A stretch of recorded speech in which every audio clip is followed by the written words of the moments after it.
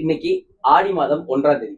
ஆடி மாசம் பிறந்துருச்சு அப்படின்னாலே ஏரியால அம்மன் திருவிழாக்கள் களை கட்ட தொடங்கிடும். பல பேர்லாம் ஏதாவது ஒரு வெள்ளிக்கிழமையாவது அம்மனை வீட்டுக்கு அழைச்சு வழிபாடு செய்யணும், வரலட்சுமி நோம்பு செய்யணும், இப்படி பல பிளான்ஸ் இருக்கும். பல பெண்கள் எல்லாம் இந்த மாதம் ஃபுல்லா ஒரே பிஸி.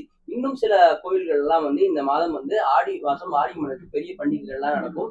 அதுல கம்பம் நடுறது, உருளைத்தன்னம் போடுறது, வண்டி வேடிக்கை நடக்கிறது, தீமிதி திருவிழா, இந்த மாதிரி பல விஷயங்கள்லாம் நடந்துட்டு இருக்கும். ஆனா ஆடி 1ஆம் தேதி ஒரு குறிப்பிட்ட ஒரு வட்டாரத்துல மட்டும் தேங்காய் இருக்கு இல்லைங்களா, அந்த தேங்காயில ஒரு குச்சை சொருவி நெருப்புல காட்டிக்கிட்டு இருப்பாங்க. அதுக்கு பேர் தேங்காய் சுடும் நோன்பு அப்படின்லாம் சொல்லுவாங்க. அது ஏன் கொண்டாடப்படுது, அந்த வழிபாடு முறை என்ன சொல்லுது, அந்த வழிபாடு முறைக்கு பின்னாடி இருக்கக்கூடிய வரலாறு என்ன, இதுக்கும் மகாபாரதத்துக்கும் என்ன ஒரு தொடர்பு, இதை குறித்து தான் இந்த வீடியோவில் டீட்டெயிலா பார்க்க போறோம். ஸோ வீடியோவை ஸ்கிப் பண்ணாம பாருங்க. இந்த மாதிரியான டிஃப்ரெண்டான தகவல்கள் கிடைக்கக்கூடிய நம்ம சேனல் உங்களுக்கு பிடிச்சிருக்கும்னு நினைக்கிறேன். அப்படி பிடிச்சிருந்தா ஒரு சப்ஸ்கிரைப் பண்ணி உங்களோட சப்போர்ட் கொடுங்க. ஃபர்ஸ்ட் இந்த டாபிக் உள்ள போயிடுவோம்.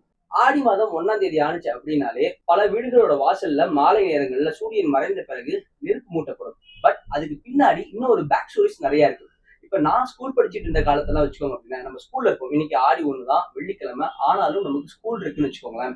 அன்னைக்கு ஸ்கூல் முழுக்கவே ஸ்டூடெண்ட்ஸ் நிறைய ஒவ்வொரு நாள் ஒவ்வொரு டாபிக் பேசுவாங்க. இன்னைக்கு பிடி பீரியட், இன்னைக்கு அது பண்ணலாம் இது பண்ணலாம், இது அந்த படம் பார்த்தியா அப்படின்லாம் பேசிக்கிற மாதிரி இந்த ஆடி 1ஆம் தேதி வந்துச்சு அப்படின்னாலே, உங்க வீட்டுல இன்னைக்கு எத்தனை தேங்காய், குச்சியெல்லாம் வாங்கிட்டியா, இந்த மாதிரி எல்லாம் டாக்ஸ் தான் போகும். நேற்று எங்க போய் வாங்கின, என்ன பண்ணனு, இப்படிலாம் போகும். அதுக்கு பின்னாடி ஒரு பெரிய சுவாரஸ்யமான கதைகள் இருக்கு. அந்த கதையை நான் உங்களுக்கு அடுத்ததா சொல்றேன். பட் இந்த ப்ராசஸ் அந்த அன்னைக்கு எப்படி நடக்குங்கிறத ஃபர்ஸ்ட் சொல்லிடுறேன். அந்த மாதிரி ஸ்கூல் முடிச்சுட்டு நம்ம வீட்டுக்கு வரேன்னு வச்சுக்கோங்களேன். வீட்டுக்கு வந்த உடனே நம்ம பேரண்ட்ஸ் இருக்காங்களே, நம்ம அம்மாவோ இல்ல அப்பாவோ எல்லாம் என்ன பண்ணுவாங்களா, ஒரு தேங்காய் கொடுத்து இந்தா போய் வாசல்ல உட்காந்து உரை அப்படின்றாங்க. அதாவது உரைக்கிறதுனா அந்த தேங்காய் வச்சு குச்சி வறுக்குன்னு தேய்க்க சொல்லுவாங்க.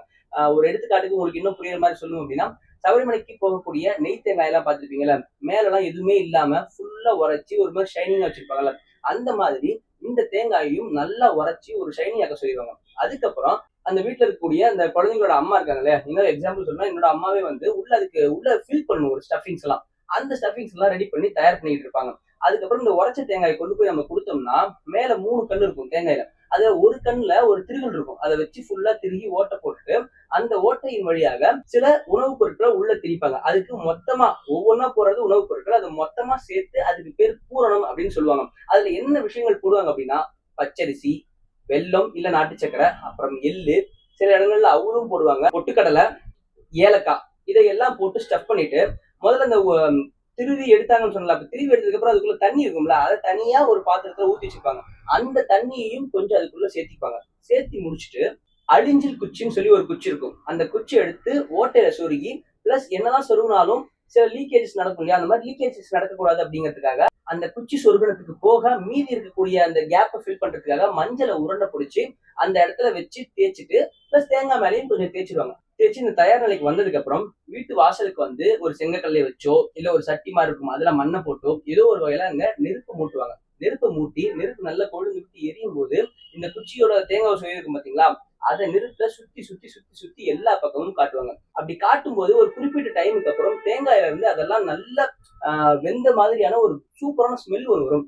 அந்த ஸ்மெல் வந்ததுக்கு அப்புறம் எடுத்துட்டு சாமிக்கு படைக்க போவாங்க. ஒரு சில வீடுகள்ல ஒரு தேங்காய் தான் பிளான் பண்ணிருக்காங்கன்னா அப்படி நடக்கும். இல்ல இன்னும் 2 பேர்லாம் 2-3 தேங்காய் பிளான் பண்ணிருக்காங்கன்னா அட் டைம்லயே இந்த மாதிரி 3 குச்சி 4 குச்சியில சொல்லி தேங்காயை வரிசையா காட்டிட்டு இப்படி ரெடி பண்ணிடுவாங்க. இப்படி எல்லா காயும் வெந்து ரெடி ஆனதுக்கு அப்புறமேட்டுக்கு அதை அப்படியே குச்சியோட கொண்டு போய் வீட்டுல பூஜை அறைகள்ல வச்சு சாமி கும்பிடுவாங்க. இந்த வழக்கம் பெரும்பாலும் கொங்கு பகுதிகளான சேலம், நாமக்கல், கரூர், திருப்பூர் இந்த மாதிரியான பகுதிகளில் இன்னைக்கும் கொண்டாடப்பட்டு தான் இருக்கு. இன்னைக்கு நீங்க போய் பாருங்க, பல பேர் இதை பயங்கரமாக படு விமர்சையா கொண்டாடுவாங்க.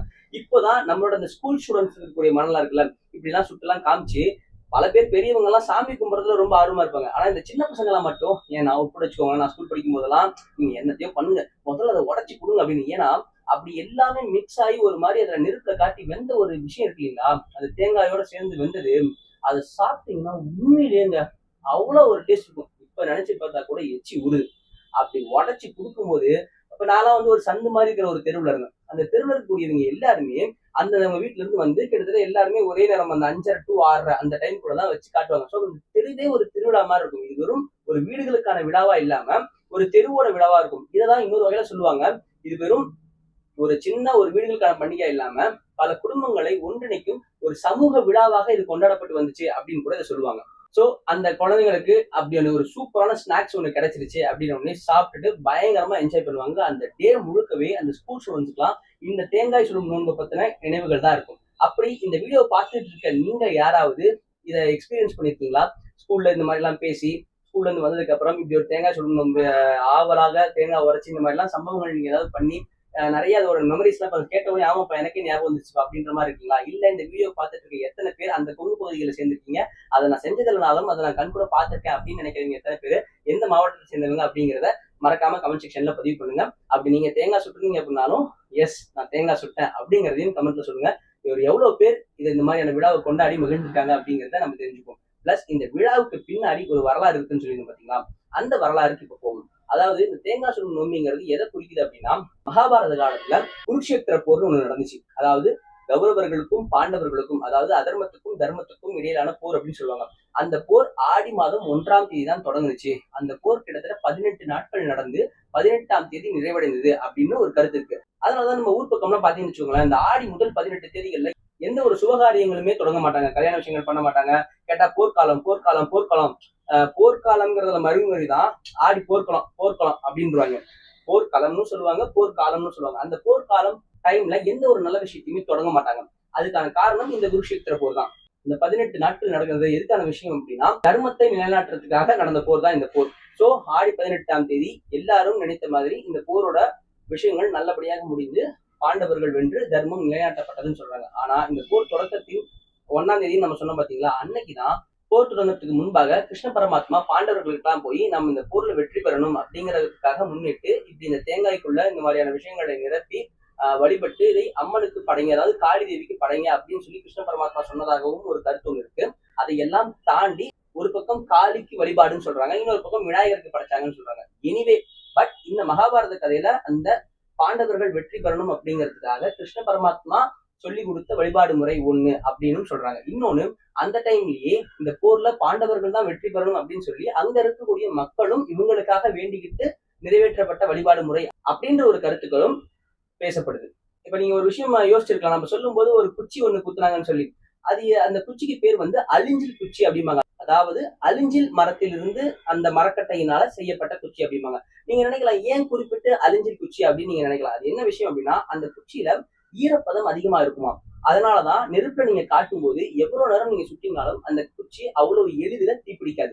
இப்ப நீங்க நல்லா யோசிச்சு பாருங்க, எந்த ஒரு மரக்கட்டைகளை கொண்டு போய் நீங்க நெருப்புல நீட்டீங்க அப்படின்னாலும் கிட்டத்தட்ட அது விறகு மாதிரி உடனே பத்திக்கும். ஆனா இந்த அரிஞ்சில் குச்சி மட்டும் அவ்வளவு உடனே பத்தாது. ஏன்னா அந்த குச்சியில ஈரப்பதம் இருக்கு. இந்த ஈரப்பதம் அதை எல்லாத்தையும் தாண்டி அதுல சித்த மருத்துவத்தின் அடிப்படையில அதுக்கு ஒரு மருத்துவ குணங்கள் இருக்கு அப்படிங்கிறதும் சொல்லப்படுது. சோ அந்த மருத்துவ குணங்களும் நீங்க நெருப்புல காட்டும் போது மற்ற பொருட்களோட இந்த ஒரு மருத்துவ குணமும் இறங்கும் போது அது உடலுக்கு ஒரு நல்ல வகையில ஒரு பயன்படும், ஒரு மருத்துவமாக பயன்படுது அப்படிங்கிற ஒரு கூற்றும் சொல்லப்படுது.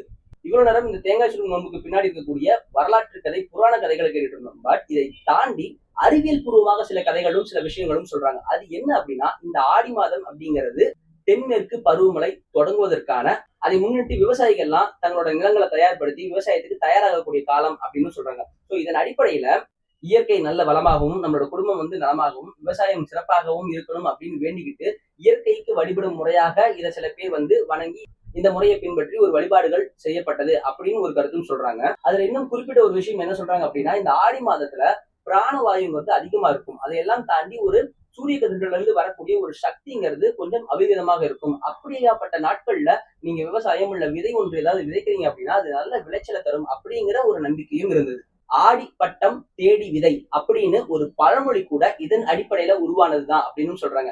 நீங்க இந்த பழமொழியை இதுக்கு முன்னாடி கேட்டிருக்கீங்களா? இல்ல இது மாதிரி உங்களுக்கு வேற ஏதாவது பழமொழிகள் தெரியுமா? அப்படி தெரிஞ்சா அது என்ன பழமொழி அப்படிங்கிறதையும் கமெண்ட் செக்ஷன்ல பதிவு பண்ணுங்க.